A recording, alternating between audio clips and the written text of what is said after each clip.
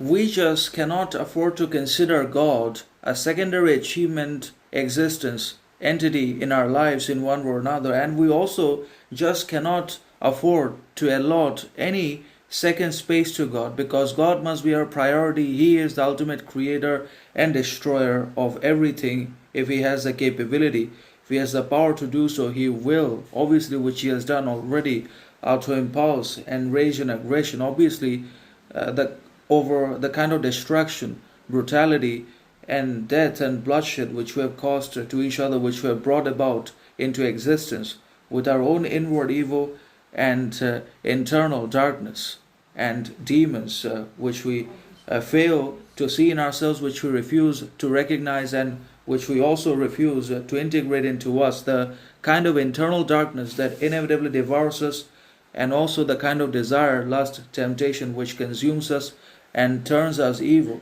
externally.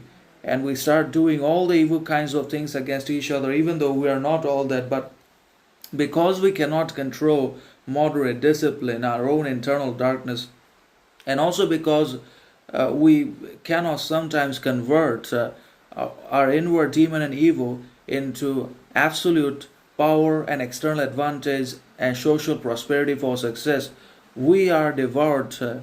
We are literally divided and torn against ourselves, against our own needs and social inequalities and outside barriers and public injustices and hindrances. So obviously the modern society is the den of evil. The modern society is steeped in corruption, partiality, bias, discrimination anyways, because it demands compliance and obedience and ignorance and stupidity at every step of the way from everyone. And the moment we defy, the moment we object, the moment we challenge and break away from the script, refuse to do performance and pretense and scripted behavior, and basically destroy the lies and the facades, is also the moment we'll be brutally criticized and isolated and outcasted and held unsuccessful, declared miserable and unfit by the very institutions and acquaintances and organizations, the loved ones that we have always trusted and admired and respected in one way or another. So definitely everything is now about conformity.